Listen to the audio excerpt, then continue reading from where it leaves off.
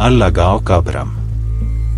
परमहंस योगानंद जी बताते हैं कि अहंकार आत्मा और परमात्मा के बीच सबसे बड़ी बाधा है।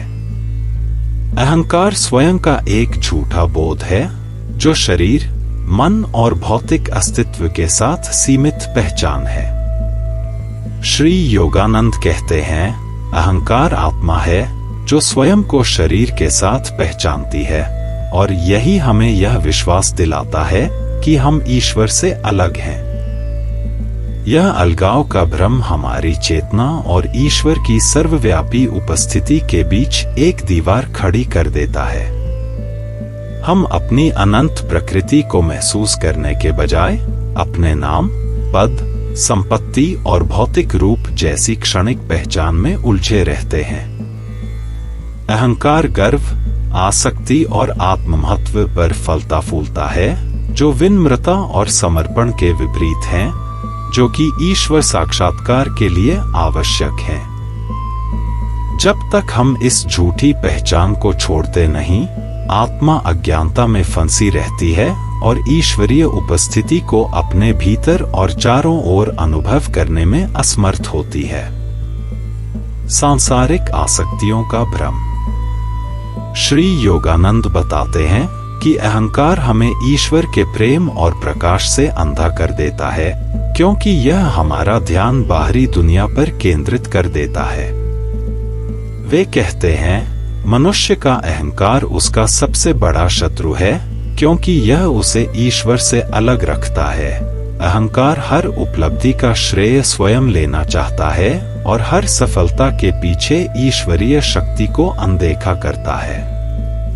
यह हमें मान्यता, प्रतिष्ठा और भौतिक पुरस्कारों की खोज में लगाता है, जो कि सभी क्षणिक है।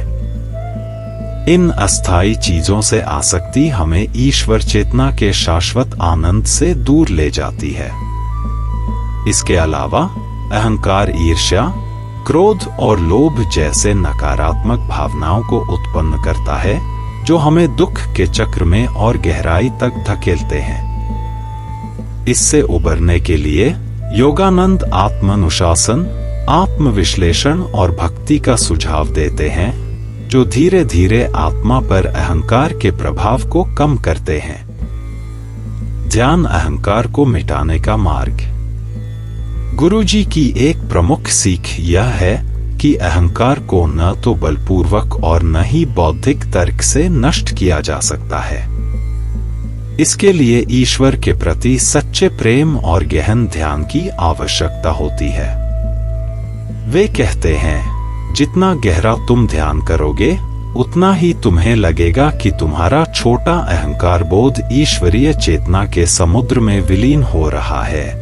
ध्यान चंचल मन को शांत करता है और आत्मा को अहंकार की निरंतर बकवास से अलग करता है। इस शांति में व्यक्ति दिव्य एकता की झलक पा सकता है और समझ सकता है कि अहंकार आत्मा के वास्तविक प्रकाश पर केवल एक छाया है। नियमित ध्यान और ईश्वर की इच्छा के प्रति समर्पण के माध्यम से अलगाव का झूठा एहसास धीरे धीरे मिट जाता है और आत्मा अपनी वास्तविक पहचान को दिव्य चिंगारी के रूप में अनुभव करती है। आध्यात्मिक गर्व का सूक्ष्म जाल। श्री योगानंद चेतावनी देते हैं कि अहंकार सूक्ष्म और चतुर होता है और अक्सर यह आध्यात्मिक गर्व के रूप में प्रकट होता है। यहाँ तक कि आध्यात्मिक मार्ग पर चलते हुए व्यक्ति इस भ्रम में पड़ सकता है कि वह दूसरों से अधिक उन्नत या पवित्र है। वे कहते हैं, आध्यात्मिक गर्व सबसे अंतिम और सबसे कठिन बाधा है जिसे पार करना होता है। यह अहंकारी अहंकार सच्चे समर्पण को रोकता है और हृदय को ईश्वर की कृपा के प्रति बंद कर देता है।